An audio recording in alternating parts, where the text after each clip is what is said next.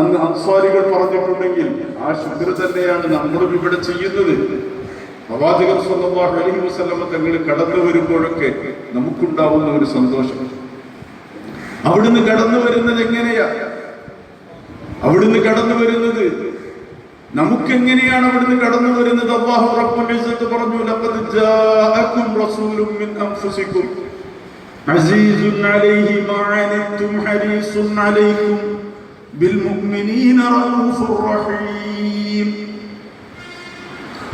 സൂറത്തുൽ തൗബയുടെ അവസാനത്തെ 2 ആയത്തുകൾ എല്ലാവർക്കും അറിയാവുന്ന അങ്ങേയറ്റം പുണ്യമായ ആയത്ത്.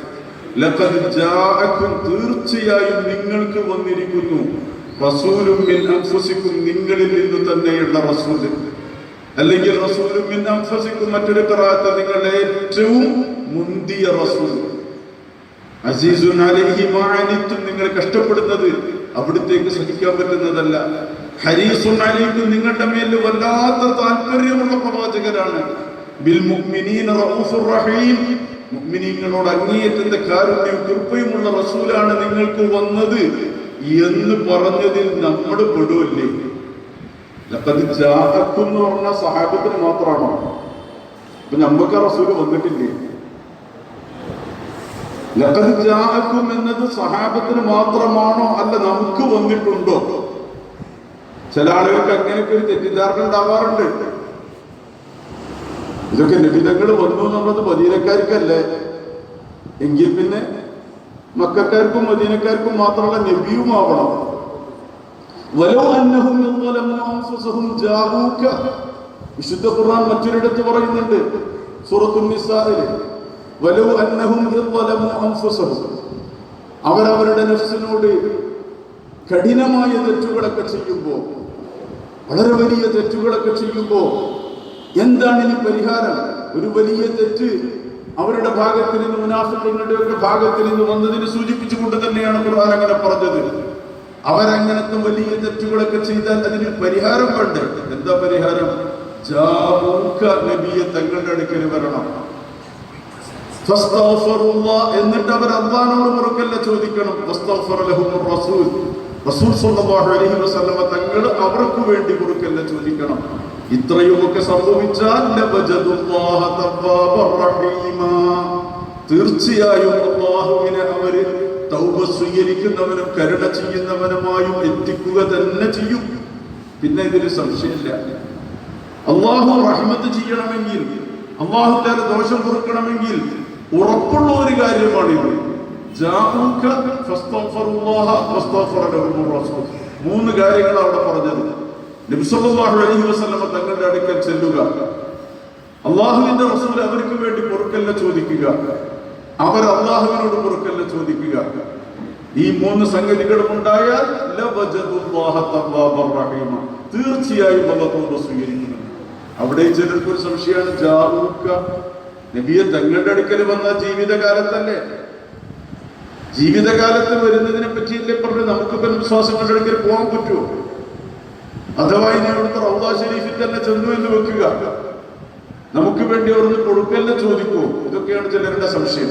ഞാൻ വിഷയത്തിലേക്ക് വരുന്നതിന് മുമ്പ് നമ്മൾ ചില കാര്യങ്ങൾ മനസ്സിലാക്കണം എന്നതുകൊണ്ടാണ് ഇത് പറയുന്നത്. ജാഊക എന്ന് പറഞ്ഞ അതേ സ്വീക തന്നെയാണ് ലഖദ് ജാഅകും എന്ന് പറഞ്ഞെടുത്ത് അത് ഉപയോഗിച്ചത്.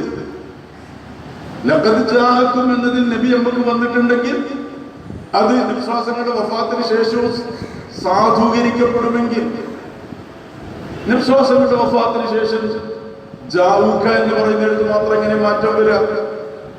അല്ലാഹുവിന്റെ റസൂൽ നമുക്ക് വന്നത് അവിടുത്തെ വഫാത്തിന് ശേഷം തന്നെയല്ലേ? ലഖദ് ജാഅകും എന്ന് നമ്മൾ പെടൂലേ? അതുകൊണ്ട് ഇങ്ങോട്ട് വന്ന നബിയുടെ അടുത്ത് അങ്ങോട്ട് പോകാൻ നമുക്ക് കഴിയണം. പിന്നെ നബി സല്ലല്ലാഹു അലൈഹി വസല്ലം തങ്ങൾ നമുക്ക് വേണ്ടി പൊറുക്കലിനെ തേടുമോ എന്ന ചിലർക്ക് സംശയം. ഇതൊക്കെ മറുപടി പറഞ്ഞിട്ടല്ലേ അവിടുന്ന് പോയത്?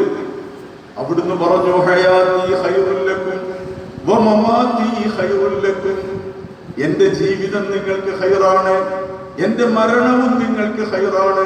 സ്വഹീഹ ഹദീസല്ലേ? ജീവിതവും ഖൈറാണ്, മരണവും ഖൈറാണെന്ന് അവിടുന്ന് പറഞ്ഞത്. അവിടുത്തെ ജീവിതം ഖൈറാണെന്നുള്ളതിൽ ആർക്കും ഒരു സംശയമില്ല. പക്ഷെ അവിടുത്തെ വഫാത്ത് എങ്ങനെ നമുക്ക് ഖൈറാകും?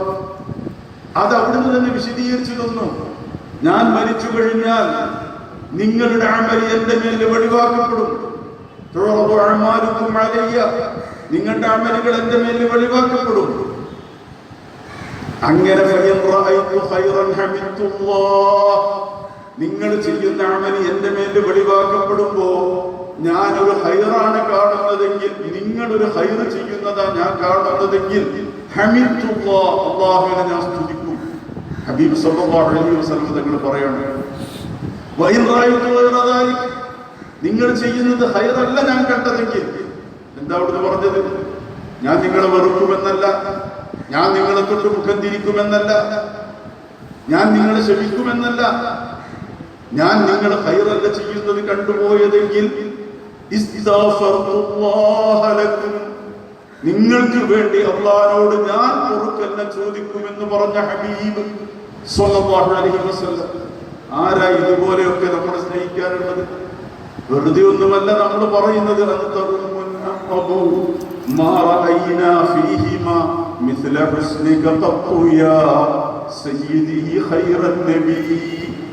ഞങ്ങളുടെ ഉമ്മയും ഉപ്പയും അവരാരും ഇതുപോലെ ഞങ്ങളോട് നന്മ ചെയ്തിട്ടില്ല. ജീവിക്കുന്ന കാലത്ത് അവരൊക്കെ ഒരുപാട് നമുക്ക് നന്മ ചെയ്തിട്ടുണ്ട്. പക്ഷെ ഖബറിൽ വെച്ചും നമുക്ക് വേണ്ടി പ്രാർത്ഥിക്കാൻ ഇതുപോലൊരു അവസരം അവർക്കുണ്ടോ? നമ്മളൊരു തെറ്റ് ചെയ്താൽ പോലും ഹബീബ് സല്ലല്ലാഹു അലൈഹി വസല്ലം തങ്ങൾ പറയാണ്, ഞാൻ എന്റെ ഖബർ ശരീഫിൽ എന്റെ ബർസഖിയായ ലോകത്ത് വെച്ച് നിങ്ങളുടെ അമൽ എന്റെ മേൽ വെളിവാക്കപ്പെടുമ്പോ നിങ്ങൾ ചെയ്യുന്നത് തെറ്റാണെങ്കിൽ തന്നെയും നിങ്ങൾക്ക് വേണ്ടി ഞാൻ അല്ലാഹുവോട് പൊറുക്കലിനെ ചോദിച്ചു കൊണ്ടിരിക്കും. ആ ഹബീബ് സല്ലല്ലാഹു അലൈഹി വസല്ലം തങ്ങളുടെ അടുക്കൽ റൗള ശരീഫിൽ ചെന്നുകൊണ്ട് നമുക്ക് പറഞ്ഞുകൂടെ? അങ്ങനെ പറയണമെന്നല്ലേ ഖുർആൻ അറിയുന്ന എന്നതിന്റെ തഫ്സീർ ഏറ്റവും മനോഹരമായി അറിയുന്ന ഹാഫിദ് ഇബ്നു കസീർ തങ്ങൾ അവിടെ കൊണ്ടുവന്നല്ലേ ആ അയറാബിയുടെ കഥ എടുത്ത്. എന്തിനാ അവിടെ അത് പറഞ്ഞത്? വിശ്വാസങ്ങളുടെ ഖബറിൽ വന്ന് ഇതേ കാര്യങ്ങൾ പറഞ്ഞുകൊണ്ട് നബിയെ അല്ലാഹു തആല ഖുർആനിൽ പറഞ്ഞിട്ടുണ്ടല്ലോ, ദോഷം ചെയ്യുന്നവർ തങ്ങളുടെ അടുക്കൽ വന്നിട്ട് അല്ലാഹുവോട് പൊറുക്കലിനെ ചോദിക്കണം, നബി തങ്ങൾ അവർക്ക് വേണ്ടി പൊറുക്കലിനെ ചോദിക്കണം. എന്നാൽ തീർച്ചയായും അല്ലാഹു തആല പൊറുക്കുന്നവനാണെന്ന് അവർക്ക് ബോധ്യം അവർക്ക് എത്തിക്കുമെന്ന് അല്ലാഹു തആല പറഞ്ഞിട്ടുണ്ടല്ലോ എന്ന ആയത്ത് ഓതിക്കൊണ്ട് എനിക്ക് വേണ്ടി പൊറുക്കലിനെ ചോദിക്കണമെന്ന് പറഞ്ഞ അയറാബിയുടെ കഥ, അജ്ജബിയുടെ കഥ, ഇതൊക്കെ മഹാനായ ഇബ്നു കസീർ തങ്ങളുടെ തഫ്സീറിൽ കൊണ്ടുവന്നപ്പോ അതേതോ മുനാഫിക്കുകളെന്തോ തെറ്റു ചെയ്തപ്പോ ജീവിതകാലത്തെ കഥയാണെന്ന് ഇബ്നു കസീർ തങ്ങൾക്ക് എന്തേ തിരിയാതെ പോയത്? ഹാഫിദ് ഇബ്നു കസീർ തങ്ങളെക്കാളൊക്കെ ഖുർആൻ മനസ്സിലാക്കാൻ കഴിവുള്ളവരാണോ നമ്മൾ? മഹാനായ ഖുർആന്റെ തഫ്സീർ എഴുതിയ ഏറ്റവും നല്ല തഫ്സീർ ലോകത്ത് എവിടെ പോയാലും ഏത് പള്ളിയിൽ നിങ്ങൾ കാണുന്ന തഫ്സീറാണ് തഫ്സീർ ഖുർആനിൽ അദീം എന്ന് പറഞ്ഞ ഇബ്നു കസീർ തങ്ങളുടെ തഫ്സീർ. അതുപോലെ ഇമാം സ്വഹീഹ് മുസ്ലിമിന്റെ ഏറ്റവും പ്രസിദ്ധമായ ശറഹ് മുസ്ലിം എഴുതിയ മഹാനായ ഇമാം നവവി തങ്ങൾ അവർ ഈ കാര്യങ്ങൾ വിവരിച്ചുകൊണ്ട് പറയുന്നു, ഇതാണ് റൗള ശരീഫിൽ ഒരാൾ ചെയ്യേണ്ടത് എന്ന്. അവർക്കൊക്കെ മനസ്സിലായതുപോലെ അല്ലാതെ അതിനപ്പുറം നമ്മൾ മനസ്സിലാക്കാനൊന്നും പോകണ്ട. തെറ്റുകൾ പറ്റുമ്പോഴും അല്ലാത്തപ്പോഴും ഹബീബ് സല്ലല്ലാഹു അലൈഹി വസല്ലം തങ്ങളുടെ റൗള ശരീഫിൽ ചെന്നിട്ട് അല്ലാഹുവിന്റെ റസൂലെ അവിടത്തേക്ക് തിരിഞ്ഞു നിന്നുകൊണ്ട് തന്നെ അവിടത്തേക്കാണ് തിരിയേണ്ടത്, ആ തിരുമുഖത്തേക്ക് തിരിയണമെന്ന് തന്നെ ആ മഹാന്മാര് പഠിപ്പിച്ചത്. അവിടെ നമ്മൾ ഖിബലയ്ക്ക് എതിരാണ് തിരിയുന്നത്, ഖിബലയുടെ നേരിലല്ല അപ്പോൾ തിരിയുന്നത്. കാരണം മദീന പള്ളിയിൽ ഖിബലയുടെ നേരെ ഓപ്പോസിറ്റിൽ തിരിഞ്ഞാലേ നമുക്ക് ഹബീബ് സല്ലല്ലാഹു അലൈഹി വസല്ലം മുഖത്തിന് നേരെ തിരിയാൻ പറ്റുള്ളൂ. അവിടെ ഖിബലയിലേക്കല്ല തിരിയേണ്ടത് എന്ന് തന്നെയാണ് മഹാന്മാര് പറഞ്ഞത്. അതുകൊണ്ട് തന്നെയാണ് ഇമാം മാലിക് റളിയല്ലാഹു അൻഹു ഭരണാധികാരി ചോദിച്ചു, ഞാൻ സിയാറത്തിന്റെ സമയത്ത് ഹബീബ് സല്ലല്ലാഹു അലൈഹി വസല്ലം തങ്ങളുടെ നേരെ തിരിയണോ അതല്ല ഖിബലയിലേക്ക് തിരിയണമോ എന്ന് ചോദിച്ചപ്പോ ഹബീബ് സല്ലല്ലാഹു അലൈഹി വസല്ലം തങ്ങളിലേക്ക് തിരിയുക. അദ്ദേഹത്തിന്റെ ശിഫയിലൊക്കെ അത് പറയുന്നുണ്ട്. ഇമാം മാലിക് റളിയല്ലാഹു അൻഹു നബി സല്ലല്ലാഹു അലൈഹി വസല്ലം തങ്ങളുടെ തിരുമുഖത്തിന്റെ നേരെ തന്നെ തിരിയണം. വഹുവ ഖിബ്ലതുക വഖിബ്ലതു അബീക ആദം. അതിനേക്കാൾ വലിയ ഖിബ്ല വേറല്ല. നമ്മൾ ചിലർ അങ്ങനെ തെറ്റിദ്ധരിച്ചു പോയിട്ടുണ്ട്. ഹബീബ് സല്ലല്ലാഹു അലൈഹി വസല്ലം തങ്ങളെക്കാൾ ശറഫ് മക്കത്തെ കഅബ ശരീഫിനാണ്. എന്നാ പിന്നെ അഷ്റഫുൽ ഖൽഖ് എന്ന് പറയേണ്ടത് കഅബയെ പറ്റിയല്ലേ? ഇതൊന്നും നമ്മൾ ചിന്തിക്കൂല, നമുക്കത് തോന്നും. അഷ്റഫുൽ ഖൽഖ് ആരാണ്? അഷ്റഫുൽ ഖൽഖ് ഹബീബ് സല്ലല്ലാഹു അലൈഹി വസല്ലം തങ്ങളാണെങ്കിൽ പിന്നെ അതിനേക്കാൾ അഷ്റഫായ സംഗതി ഉണ്ടാവാൻ പാടില്ല. അഫ്ളൽ തഫ്ളീലല്ലേ, സൃഷ്ടിയല്ലേ കഅബ, സൃഷ്ടിയല്ലേ അല്ലാഹുവിന്റെ അർശ്. കഅബ മാത്രല്ല, അർശിനേക്കാൾ, കുർസിയിനേക്കാൾ, കഅബയേക്കാൾ, സകല സൃഷ്ടിയേക്കാളും അഫ്ളലും അഷ്റഫുമായത് ഹബീബുൽ വറാ റസൂലുള്ളാഹി സ്വല്ലല്ലാഹു അലൈഹി വസല്ലമ തങ്ങളുടെ ഉലമാക്കൾക്കിടയിൽ ഇതൊന്നും യാതൊരു അഭിപ്രായ വ്യത്യാസമില്ല. കഥയറിയാത്തവർ വെറുതെ പറയുമെന്നല്ലാതെ മനുഷ്യരുടെ മുഴുവൻ മനസ്സ് എങ്ങോട്ടാണ് തിരിഞ്ഞു നിൽക്കുന്നത്? നിങ്ങളൊന്ന് ആലോചിച്ച് നോക്കുക. എവിടേക്കാണ് ഈ ലോകത്തിനൊരു ക്രമമുണ്ട്, അത് നമ്മൾ മനസ്സിലാക്കണം. ഈ പ്രപഞ്ചത്തിന്റെ ഒരു ക്രമം എല്ലാം ഏതെങ്കിലും ഒരു ബിന്ദുവിനെ, ഒരു കേന്ദ്രത്തെ കേന്ദ്രീകരിച്ചുകൊണ്ട് ചുറ്റിത്തിരിയുക തന്നെയാണ്.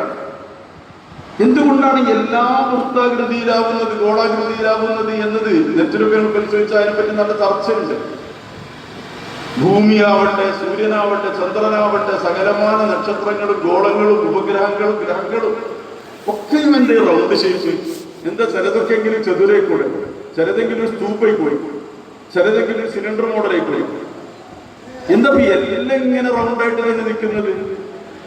ഒരു കേന്ദ്രത്തിലേക്ക് എല്ലാം ആകർഷിച്ചു, അതിന്റെ ശക്തമായ ആകർഷണ വലയത്തിൽ ശക്തമായ മർദ്ദത്തിലെ മുന്നിലേക്ക് വലിഞ്ഞ് അങ്ങനെ നിൽക്കാനേ അതിന് പറ്റൂ. അത് പ്രപഞ്ചം രൂപപ്പെടുന്ന ആദ്യ ഘട്ടം മുതൽ ഇത് വ്യക്തമാണ്. നമ്മുടെ ഏറ്റവും പരമാണുവിന്റെ ഘടനയും അങ്ങനെ തന്നെയാണ്. ഒരു ന്യൂക്ലിയസിന് ചുറ്റും ആറ്റവും പ്രോട്ടോണും ഒക്കെ കിടന്ന് കറങ്ങുന്ന, അല്ല അതിന്റെ ഇലക്ട്രോണും പ്രോട്ടോണും ഒക്കെ തിളച്ചു പറയുന്ന അല്ലെങ്കിൽ കിടന്ന് കറങ്ങുന്ന ഒരു അവസ്ഥ. പിന്നെ അത് ആറ്റമായി മാറുമ്പോഴും മാറ്റം തന്മാത്രയാകുമ്പോഴും എല്ലാം അങ്ങനെ തന്നെയാണ് വരുന്നത്. പരമാണു മുതൽ ഈ മഹാപ്രപഞ്ചം വരെ ആ ഒരു രീതിയിലാണ് അത് സംവിധാനിച്ചത്. എന്നാൽ ഈ ഒരു ഗോളം മാത്രമല്ല, ഇതെല്ലാം ഒന്ന് മറ്റൊന്നിനെ ചുറ്റി തന്നെ നിൽക്കുള്ളൂ, അല്ലാതെ നിൽക്കാൻ പറ്റില്ല. നമുക്കറിയാം, ഭൂമി സൂര്യനെ ചുറ്റുന്നു. ഭൂമി മാത്രമല്ല, സൗരയുദ്ധത്തിലെ എല്ലാം സൂര്യനെ കേന്ദ്രീകരിച്ച്. എന്നാൽ ഈ സൂര്യനും ഭൂമിയും ഒക്കെ പാടെ പാൽപാത ഗാലക്സിയുടെ ഒരു ബ്ലാക്ക് ഹോളിനെ കേന്ദ്രീകരിച്ചുകൊണ്ട് അത് ചുറ്റും. ആ ഗാലക്സികൾ മൊത്തം മറ്റൊരു ഗാലക്സി ക്ലസ്റ്ററിനെ കേന്ദ്രീകരിച്ച് ചുറ്റും. അത് അതിനേക്കാൾ വലിയ ഏതോ ഒരു കേന്ദ്രത്തെ ചുറ്റുന്നു, അത് അതിനേക്കാൾ വലിയ. പിന്നെ അവിടെ കൊണ്ടൊന്നും നമുക്കൊരു പിടുത്തമില്ല, എല്ലാം കിടന്ന് ചുറ്റിത്തിരിയുകയാണ്. എങ്കിൽ ഇവിടെ ഈ പ്രപഞ്ചത്തിൽ നമ്മളൊന്ന് ചിന്തിച്ചു നോക്കിയാൽ നമ്മുടെ കൊച്ചു ഭൂമിയിലെ സ്ഥിതി, മനുഷ്യന്റെ സ്ഥിതി എന്താ? മനുഷ്യനും വേണം ഈ ഒരു കേന്ദ്രീകൃത സ്വഭാവം. ഇത് വെറുതെ ഉണ്ടായ ഒരു മതമൊന്നുമല്ല. ഇവിടെ മനോഹരമായി പറഞ്ഞല്ലോ, ഈ മതത്തിന്റെ ഒരു സവിശേഷത ഇത് ഇതിന്റെ ഓരോ ബിന്ദുവിലും കൃത്യമായ അളവിലും കൃത്യമായ നിർണയത്തിലും വ്യവസ്ഥാപിതവുമാണ്. അവിടെ മനുഷ്യന് മുഴുവൻ കഅബ എന്ന ഒരു കേന്ദ്രം.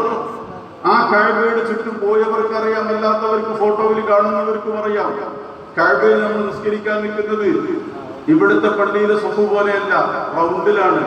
കഅബയെ ഒന്നാമത്തെ സ്വഫ് കഅബയെ ചുറ്റുന്നു, അതിന്റെ രണ്ടാമത്തെ സ്വഫ്, മൂന്നാമത്തെ സ്വഫ്, പിന്നെ മസ്ജിദുൽ ഹറാം മുഴുവൻ, പിന്നെ മസ്ജിദുൽ ഹറാം കഴിഞ്ഞ മസ്ജിദുൽ ഹറാമിന്റെ മുറ്റം, അത് കഴിഞ്ഞ റോഡുകള്. എന്റെ സീസണിലൊക്കെ പോയാൽ കാണാൻ കണ്ട എല്ലാ റോഡുകളും നിറഞ്ഞ സ്വഫുകളായിരിക്കും. എല്ലാം ഈ റൗണ്ട്. ആ റൗണ്ട് നിങ്ങൾ സാറ്റലൈറ്റ് കുറച്ച് മുകളിലേക്ക് പോയി ഭൂമിയിലേക്ക് നോക്കിയാൽ ആ റൗണ്ട് തന്നെയാണ് നമ്മുടെ ഈ നെല്ലിക്കുത്ത പള്ളിയും. ഇത് മൊത്തം മുകളിൽ നോക്കിയാൽ ഈ പള്ളികളൊക്കെ കഅബയെ ചുറ്റിയാണ്. നമ്മുടെ സ്വത്തൊക്കെ നേർക്ക് നിൽക്കുന്നു, പക്ഷെ മൊത്തത്തിൽ മുകളിൽ നോക്കുമ്പോൾ ഇതൊക്കെയും ആ റൗണ്ടിന്റെ ഭാഗങ്ങളാണ്. ഒരു ബിന്ദുവിനെ കേന്ദ്രീകരിച്ചുള്ള വലയങ്ങളാണ് ഭൂമി മുഴുവൻ സ്വത്തുകളായി രൂപപ്പെടുന്നത്. ഒരു ബിന്ദുവിനെ കേന്ദ്രീകരിച്ചുള്ള ഈ വലയം, ഇത് നമ്മുടെ ശരീരത്തിന്റെ കേന്ദ്രമാണ്. മക്കയിലെ വിശുദ്ധമായ കഅബ ശരീഫെങ്കിൽ നമ്മുടെ മനസ്സിന്റെ കേന്ദ്രമാണ് മദീനയിലെ ഹബീബ് സ്വല്ലല്ലാഹു അലൈഹി വസല്ലം തങ്ങൾ. അതിനാണ് നമുക്ക് രണ്ട് കേന്ദ്രം നിശ്ചയിച്ചു തന്നത്, മക്കയും മദീനയും, അള്ളയും റസൂലും. എന്റെ എല്ലാറ്റിനും തൗഹീദിന്റെ കട്ടുകട്ടിയുള്ള റബ്ബ് ഇവിടെയൊക്കെ ഈ ദ്വയം, ഈ ദ്വന്ദ്വം എന്തിനു കൊണ്ടുവരുന്നു? മക്കയോടൊപ്പം എന്തിനാ പിന്നൊരു മദീന, അള്ളാഹിനോടൊപ്പം എന്തിനാ ഒരു റസൂല്? അന്ന് എവിടെ പറയുകയാണെങ്കിലും അങ്ങനല്ലേ, എവിടെയും അല്ലാഹു റസൂലുഹു. സ്നേഹത്തെ പറ്റി പോലും പറഞ്ഞപ്പോ ഹത്താ യകൂന അല്ലാഹു റസൂലുഹു അഹബ്ബ ഇലൈഹി മിമ്മാ സിവാഹുമാ. അല്ലാഹു റസൂലും ഏറ്റവും ഇഷ്ടപ്പെട്ടവരാവണം, അല്ലാഹു ഏറ്റവും ഇഷ്ടപ്പെട്ടവരാവണം. പിന്നെ റസൂൽ എന്നൊന്നുമല്ല പറഞ്ഞത്, അല്ലാഹു റസൂൽ. സയൂതീനല്ലാഹു മിൻ ഫദ്ലിഹി വറസൂലുഹു. അല്ലാഹു നിങ്ങൾക്ക് അവന്റെ ഫദ്ൽ തരും, അല്ലാഹുവിന്റെ റസൂലും തരും. എവിടെയും ഖുർആനിലാവട്ടെ ഹദീസിലാവട്ടെ അല്ലാഹുവിന്റെ റസൂലിനെ ഒന്നും വേർപ്പെടുത്തിയല്ല ഖുർആനും ഹദീസും നമ്മെ പരിചയപ്പെടുത്തുന്നത്. ആ ഒരു കേന്ദ്രീകൃത സ്വഭാവം ഒന്ന് നമ്മുടെ ശരീരത്തിന് ചുറ്റാനാണെങ്കിൽ ഒന്ന് മനസ്സിന് ചുറ്റാനാണ്. റൗള ശരീഫ് വിട്ടുപോകുന്നില്ല. അതുകൊണ്ട് തന്നെ ലോകത്തെ മഹാന്മാരായ മനുഷ്യരൊന്നും എന്തേ കഅബയുടെയും മക്കയുടെയും മഹത്വം അവിടെ 1,00,000 ഇരട്ടിയുണ്ട്, ഇതൊക്കെ ശരിയാ. ഈ 1,00,000 ഇരട്ടിയുണ്ട് എന്നറിഞ്ഞിട്ടും കഴിഞ്ഞു പോയ ലോകത്തെ മഹാന്മാരായ ഉലമാക്കൾ, പണ്ഡിതന്മാര്, സാദാത്യങ്ങള്, അവരിൽ എത്ര പേരെ നിങ്ങൾ മക്കിയെന്ന് കാണും? ഏറിയ കൂറും മദനിയാണ്. ഇത് അങ്ങനെ പോയത് അവിടെ ജനിച്ചവരെ പറ്റിയല്ല ഞാൻ പറഞ്ഞത്. അവിടെ പോയി കൂടാൻ തെരഞ്ഞെടുക്കുന്നതൊക്കെ മദീനയിലേക്കാണ് ആളുകൾ പോയത്. എല്ലാ മഹാന്മാരും അവിടേക്കാ പോകുന്നത്. എന്റെ മക്ക അവിടെ ഇല്ലാഞ്ഞിട്ടാ. മക്കൾക്ക് ഇതിന്റെ പൊതുലൊക്കെ ഉണ്ട്, മക്കിയായ ആളുകളുണ്ട്, ഇല്ല എന്നല്ല ഞാൻ പറയുന്നത്. ദാറുല്ലാ എന്ന പേരിലൊക്കെ അറിയപ്പെട്ട ഇമാം ബഖ്ശിയെ പോലെ കുറെ ആളുകളൊക്കെ ഉണ്ട്. പക്ഷെ ഏറ്റവും കൂടുതൽ ആളുകളെ നമ്മൾ പരിശോധിച്ചാൽ കാണുക മദനിയിൽ, ജീവിതാവസാനം മദീനയിൽ ചെലവഴിക്കാൻ അവരൊക്കെ പോയത്. മഹാനായ ഇമാം ബുഖാരി തങ്ങള് അങ്ങകല റഷ്യയിലെ, ഇന്നത്തെ സോവിയറ്റ് റഷ്യയുടെ, പഴയകാല സോവിയറ്റ് റഷ്യയുടെ ഭാഗമായിരുന്ന സമർക്കന്ത്, ബുഖാറ എന്ന് പറയുന്ന പ്രദേശത്താണ്. എത്ര ദൂരെയാണ്. പക്ഷെ അവരെവിടെയാ അവസാനം ചെറുപ്പെടുത്തി നിൽക്കുന്നത്? അവരുടെ ജീവിതം അവരെവിടേക്കാണ് മാറ്റി പ്രതിഷ്ഠിക്കുന്നത്? വിശുദ്ധമായ മദീന പള്ളിയിൽ റസൂലുള്ളാഹി സ്വല്ലല്ലാഹു അലൈഹി വസല്ലമ തങ്ങളുടെ തിരുറൗളയിൽ ഓരോ ഹദീസ് എഴുതാൻ വേണ്ടി പ്രത്യേകമായി വുദുവെടുത്ത് 2 റക്അത്ത് നിസ്കരിച്ചിട്ട് ഒരു ഹദീസ് ആ വുദു മുറിഞ്ഞിട്ടല്ല, വീണ്ടും പുറത്തു പോയി വുദുവെടുത്ത് വന്ന് 2 റക്അത്ത് നിസ്കരിച്ച് അടുത്ത ഹദീസ്, അങ്ങനെയൊക്കെ എഴുതി തയ്യാറാക്കുകയാ വിശുദ്ധ ഇമാം ബുഖാരി തങ്ങളുടെ വിശുദ്ധമായ സ്വഹീഹ് ബുഖാരി. അവരൊക്കെ അവിടേക്ക് എന്തേ അവർക്ക് മക്കത്ത് വെച്ചിട്ട് പണി നടക്കൂലേ? എന്താണ് മദീനയോട് വല്ലാത്ത ഒരു ഹുബ്ബ് മുഅ്മിനിന്റെ മനസ്സിലുണ്ടാവും. അത് ഈമാന്റെ ലക്ഷണമാണ്. അവിടെയാണ് മുഅ്മിനിന്റെ മനസ്സ് കേന്ദ്രീകരിക്കുന്നത്. അവരാഗ്രഹിക്കുന്നത് അവിടെ എത്താനാണ്. അത് ആർക്കും മാറ്റാൻ കഴിയില്ല. അല്ലാമ ഇഖ്ബാലിനെ പറ്റി നമ്മൾ ഒരുപാട് കേട്ടതല്ലേ? ജീവിതം മുഴുവനും ആ ഒരു ചിന്തയിൽ കഴിഞ്ഞു പോയി എത്രയോ മഹാന്മാരായ ഇമാമിയങ്ങള്, കവികള്, ചിന്തകന്മാര്. സാലാരക്കാരവാഹി മീരെ ഹിജാസ് അപ്നാ സനാം സേ ബാക്കി ആറാമെ ജാ ഹമാരാ. ഹിജാസിന്റെ അമീറായ ഹബീബ് സ്വല്ലല്ലാഹു അലൈഹി വസല്ലമ തങ്ങൾ അവിടുത്തെ പേരിൽ നിന്ന് തന്നെയാണ് നമ്മുടെ ജീവിതത്തിന്റെ ആനന്ദമെന്ന് തിരിച്ചറിയുന്ന, നമ്മുടെ മനസ്സിന് സന്തോഷം നൽകണമെങ്കിൽ ഹബീബ് സ്വല്ലല്ലാഹു അലൈഹി വസല്ലമ തങ്ങളെ പറ്റി ഓർക്കുകയും അവിടുത്തെ മദ്ഹുകൾ പറയുകയും ചെയ്യണം. അതാണ് ഒരു മുഅ്മിന്റെ മനസ്സിന്റെ സന്തോഷം. അതുകൊണ്ട് പ്രിയപ്പെട്ടവരെ, മദീനത്തു ശരീഫ, ഹിജ്റത്തു ശരീഫ, അതിനെ കേന്ദ്രീകരിച്ചു തന്നെയാണ് മുസ്ലിങ്ങളുടെ മനസ്സ് കറങ്ങുന്നത്. എന്തുകൊണ്ടാണ് ഇവിടെ ഇത്ര വലിയൊരു അത്ഭുതം സൃഷ്ടിക്കാൻ ഹബീബ് സ്വല്ലല്ലാഹു അലൈഹി വസല്ലമ തങ്ങൾക്ക് സാധിച്ചത്? അത് വളരെ സംക്ഷിപ്തമായി ഇവിടെ പറയുകയുണ്ടായി. 3 കാര്യങ്ങൾ നമ്മുടെ പ്രമേയത്തിന്റെ കാതലായ വശം അത് തന്നെയാണ്. സത്യം, സ്നേഹം, സദ്വിചാരം. സത്യം എന്നതിൽ നിന്ന് വേർപെട്ട ഒരു പദമേ അല്ലല്ലോ മുഹമ്മദ് സ്വല്ലല്ലാഹു അലൈഹി വസല്ലം. ആ സത്യത്തിനൊരു പര്യായമുണ്ടെങ്കിൽ അത് മുഹമ്മദ് സ്വല്ലല്ലാഹു അലൈഹി വസല്ലം തങ്ങളാകുമായിരുന്നു. വിശുദ്ധ ഖുർആൻ പറഞ്ഞില്ലേ, വല്ലദീ ജാഅ ബിസ്സുദ്ഖി വസദ്ദഖ ബിഹി ഉലൈക ഹുമുൽ മുത്തഖൂൻ. വല്ലദീ ജാഅ ബിസ്സുദ്ഖി വസദ്ദഖ ബിഹി ഉലൈക ഹുമുൽ മുത്തഖൂൻ. ഈ ദീൻ മുത്തഖീങ്ങൾക്കുള്ളതാണ്. ലോകത്ത് മനുഷ്യനെ എങ്ങനെയൊക്കെ വർഗീകരിച്ചാലും അല്ലാഹുവിന്റെ അടുക്കൽ ഒരൊറ്റ വർഗമാണ് പരിഗണിക്കപ്പെടുന്നത്. ബാക്കിയുള്ളതൊക്കെ സൗകര്യത്തിനുള്ള, പരസ്പരം അറിയാനുള്ള വർഗീകരണങ്ങൾ. അത് മനുഷ്യരാശി ഒന്നിച്ചു വിളിച്ചുകൊണ്ട് അല്ലാഹു തആല പറയുന്നത്, യാ അയ്യുഹന്നാസ്, അല്ലയോ ജനങ്ങളെ. അവിടെ ഏതെങ്കിലും ഒരു നാട്ടുകാരനെയോ ഏതെങ്കിലും ഒരു പ്രത്യേക വർഗത്തെയോ ഒരു മതസമൂഹത്തെയോ ആരെയും അഭിസംബോധന ചെയ്യുന്നില്ല. യാ അയ്യുഹന്നാസ്, അല്ലയോ മനുഷ്യ കുലമേ, മനുഷ്യ സമൂഹമേ. ഇന്നാ ഖലഖനാകും മിൻ ദക്കരിൻ വഉൻസ. ഒരാളിൽ നിന്ന്, ഒരു പെണ്ണിൽ നിന്നാണ് നിങ്ങളെ നാം പടച്ചത്. പിന്നെ എങ്ങനെയാണ് നിങ്ങൾ വിവിധ ഗോത്രങ്ങളായത്? എങ്ങനെയാണ് നിങ്ങൾ വിവിധ വർഗങ്ങളായി മാറിയത്? വജഅൽനാകും ശുഊബൻ വഖബായില ലിതഅറഫു. പരസ്പരം അറിയാൻ ഒരു അഡ്രസ് ഉണ്ടാകാൻ വേണ്ടിയിട്ട്, ഇന്നാലിന്ന ഗോത്രത്തിലെ, ഇന്നാലിന്ന കുടുംബത്തിലെ, ഇന്നാലിന്ന ആളെന്ന് പറഞ്ഞാലല്ലേ ആളെ തിരിച്ചറിയാൻ പറ്റുള്ളൂ. നിങ്ങൾക്കൊരു മേൽവിലാസം വേണ്ട, ഒരു കത്തയച്ചാൽ കിട്ടണമെങ്കിൽ. ഈ ലോകത്തെ മനുഷ്യർക്ക് പരസ്പരം മേൽവിലാസം ഇല്ലെങ്കിൽ എങ്ങനെയാ തിരിച്ചറിയുക?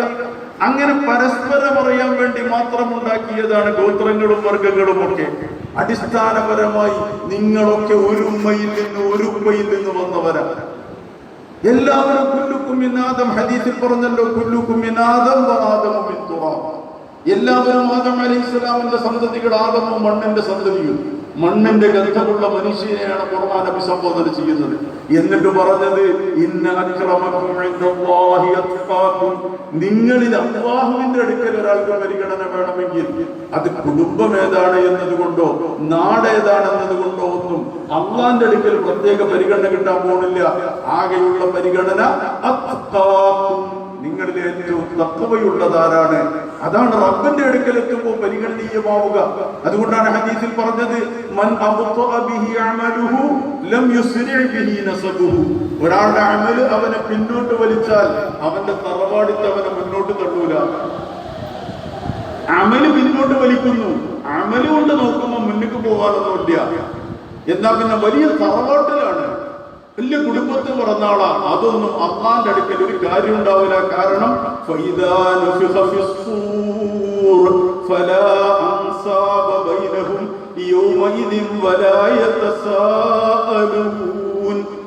ഈ തറവാട് മഹിമയും കുടുംബ മഹിമയും ഒക്കെ ഏതുവരെ ഉണ്ടാവും? അതൊക്കെ ഇസ്രാഫീൽ അലൈഹിസ്സലാം സൂറിൽ ഊതുന്നത് വരെ കൊണ്ട് നടക്കാം. സൂറിൽ ഊതപ്പെട്ടു കഴിഞ്ഞാൽ പിന്നെ അന്നേ ദിവസം അവർക്കിടയിൽ ഒരു തറവാട് മഹിമയുമില്ല, കുടുംബ ബന്ധങ്ങളുടെ ഊഷ്മളതയില്ല. പരസ്പരം അവരോട് ചോദിക്കുന്നുമില്ല. ഒരാള് മറ്റൊരാളോട് പരിചയം ഉണ്ടല്ലോ, കുട്ടി ഏത് തറവാട്ടിലാ, എന്തോ ഒരു പരിചയം തോന്നുന്നുണ്ടല്ലോ, ആ ചോദ്യമൊക്കെ അവസാനിച്ചു. അതൊക്കെ ദുനിയാവിലെ താൽക്കാലിക ഇടപാടുകൾ മാത്രമായിരുന്നു. അതുകൊണ്ട് ഈ തറവാട് മഹിമയൊന്നും അവിടെ രക്ഷപ്പെടുത്താനുണ്ടാവില്ല. അവിടെ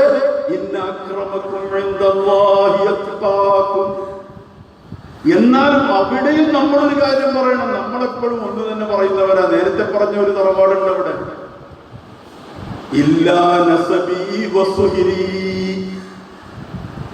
തറവാട് മഹിമോട്ട് കാര്യമില്ല എന്ന് പറയുമ്പോൾ ഒരു തറവാട് കൊണ്ട് കാര്യമുണ്ട്. അവിടെ വിശ്വാസങ്ങൾ പറഞ്ഞു, എന്റെ കുടുംബ ബന്ധം ഒഴിച്ച് എന്റെ രക്തബന്ധവും എന്റെ കുടുംബ ബന്ധവും അത് വേറെ തന്നെയാണ്, അത് വേറെ തന്നെയാണ്. അത് ദുനിയാവിലും ആഖിറത്തിലും അതിന്റെ പ്രൗഢി വേറെ തന്നെ ഉണ്ടാവും. നമ്മുടെ മഹാന്മാരായ സാദാത്യങ്ങള്, നമ്മൾ അവരെ കാണുമ്പോ വലിയ പണ്ഡിതനായിരുന്നല്ലോ മഹാനായ അബ്ദുല്ലാഹി ഇബ്നു മസ്ഊദ്, സ്വഹാബത്തിൽ അഫ്ഖഹു സ്വഹാബത്തായിരുന്നു. എന്നിട്ടും ഏറ്റവും വലിയ പണ്ഡിതനായ അബ്ദുല്ലാഹി ഇബ്നു മസ്ഊദ് മഹാനായ ഇബ്നു അബ്ബാസ് തങ്ങളെ കൈപിടിച്ചു മുത്തുമ്പോ അബ്ദുല്ലാഹി ഇബ്നു മസ്ഊദിനെ ഒട്ടകപ്പുറത്ത് കയറാൻ സഹായിക്കുകയും ഒട്ടകത്തിന്റെ കയറ് പിടിച്ചു കൊടുക്കുകയും ഒപ്പം കൊണ്ടു നടക്കുകയും സേവനം ചെയ്യാണ് പാണ്ഡിത്യത്തിന് വേണ്ടി മഹാനായ ഇബ്നു അബ്ബാസ് തങ്ങൾ. പക്ഷെ ഇബ്നു അബ്ബാസ് തങ്ങളുടെ കൈ പിടിച്ച് ഉമ്മ വെച്ചുകൊണ്ട് മഹാനായ അബ്ദുല്ലാഹി ഇബ്നു മസ്ഊദ് തങ്ങൾ പറഞ്ഞത്, നബിയുടെ കുടുംബക്കാരോട് ഇങ്ങനെ ചെയ്യാനാണ് ഞങ്ങളോട് കൽപ്പിക്കപ്പെട്ടത്.